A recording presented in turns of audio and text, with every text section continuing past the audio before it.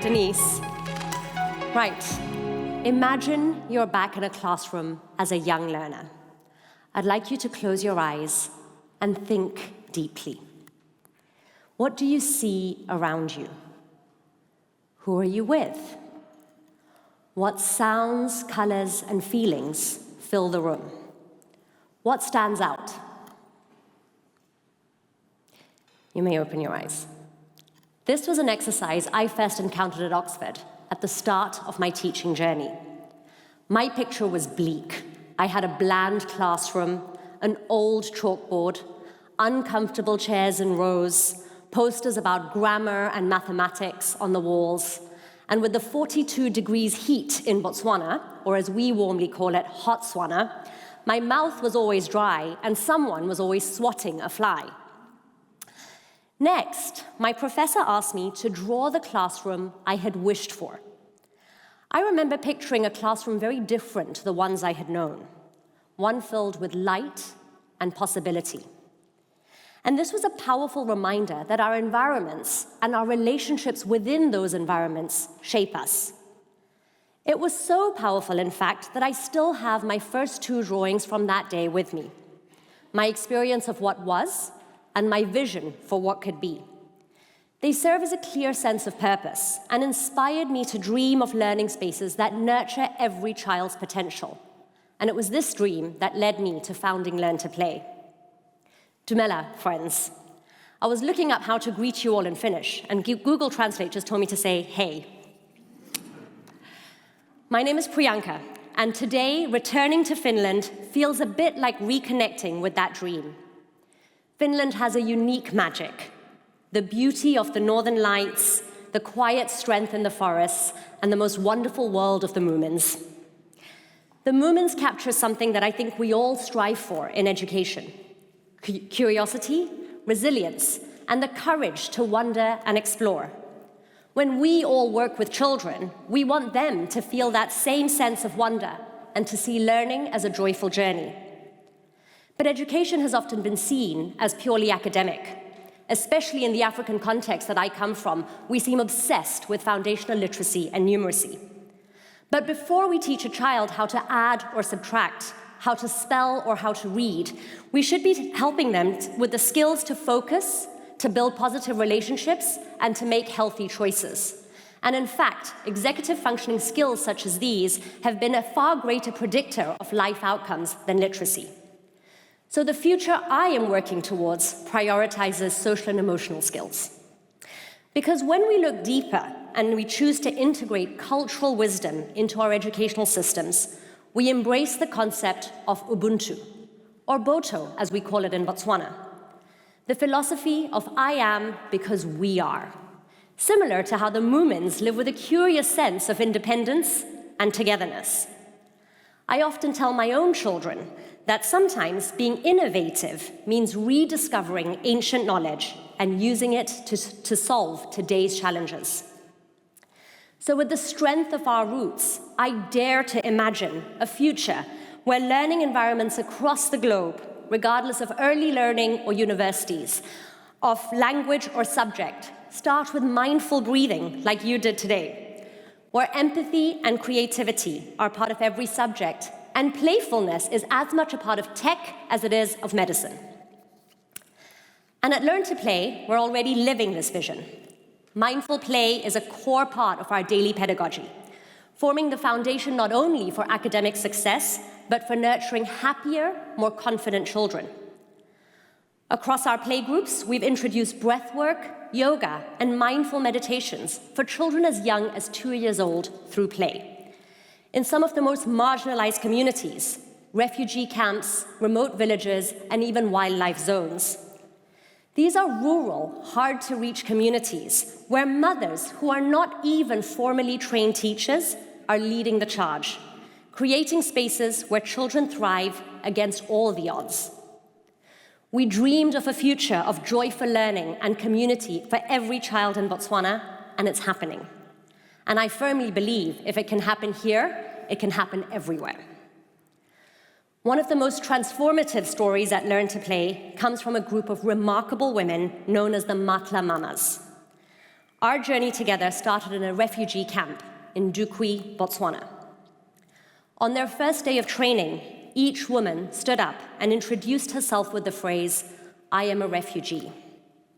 They had carried this label for years, feeling defined and at times limited by it.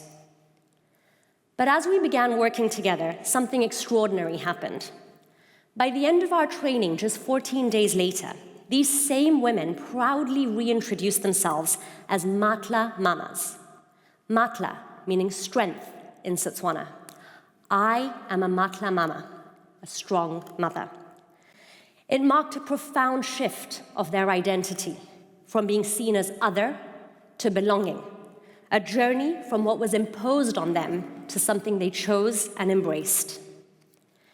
Imagine if every teacher experienced this sense of purpose and community. We all know that teacher burnout and retention rates are a serious challenge in all of our contexts. So imagine training educators not simply to teach, but to lead with strength, empathy, and cultural pride. This, I believe, is the future of education. One where teachers feel equipped and inspired to cultivate communities of belonging. This future means developing caregiver confidence too, which is why our Parent Playbox is so important. It supports parents in fostering strong, joyful connections with their children, building the resilience and emotional intelligence that ultimately lead to healthier, happier lives. And research supports this. Studies show that children with strong emotional foundations are 54% more likely to finish schooling and lead fulfilling lives. But the future of education isn't built alone. It's grounded in community, one of our core values at Learn to Play, and one that I've seen championed by Hundreds Network. For 5 years, I've had the privilege of being part of Hundreds' incredible community, through which we found partners, mentors, and friends from across the globe. I know I can reach out, because I actually have in the past, and say, who can help us with this challenge? And someone will always be there. It's powerful to feel like we are part of something much larger, a community led by dreamers and doers. It's why I feel deeply grateful to be here today amongst you all, at this incredible venue and gathering, and why I'm thrilled to be able to use this stage to congratulate each of the selected innovators for Hundreds Global Collection 2025. Your work, too, is part of this immense collective change. And now, once again, I invite you to pause and close your eyes. Take a deep breath in and out. Keeping your eyes closed, imagine the future of education, 10, 20, 50 years from now. What do you see? Where is this learning space? How are students interacting? How does it feel to be in this space? Take another deep breath in, feeling this moment fully, and become grounded in this future time and space through your feet firmly on the ground. When your breathing returns to normal and you feel ready, you may open your eyes. You've all been given a wooden board and pen. So I'd like each of you to take this board and over the next few minutes, sketch this future out. Don't overthink it. And for those of you joining us online, I encourage you to sketch a future out as well. What do you see as the future of education? Let your vision flow. Be bold. Be playful.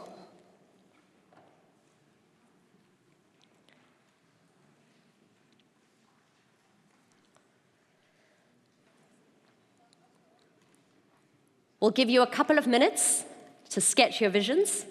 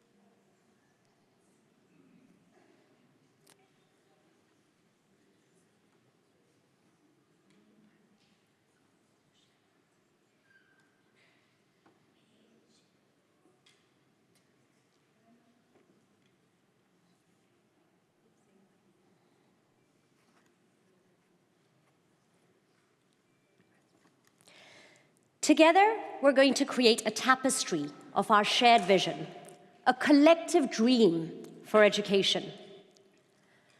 So you'll have a few more minutes to keep going with your sketch, but when you're done, please take a picture of your board and share it with us by posting on your favorite social media platform using the hashtag 100futures and tagging LearnToPlayBW and 100org. But do make sure you do it, and then watch this space over the next few days for some AI-powered magic to see what you can be a part of. And for those of you not on social media, please feel free to WhatsApp it to us on the number given. You can take a picture of the number if you're going to finish it later and send it through. And I encourage those online to please send your pictures through as well. Post it on social media, tag us, use the hashtag 100futures, or send it through WhatsApp.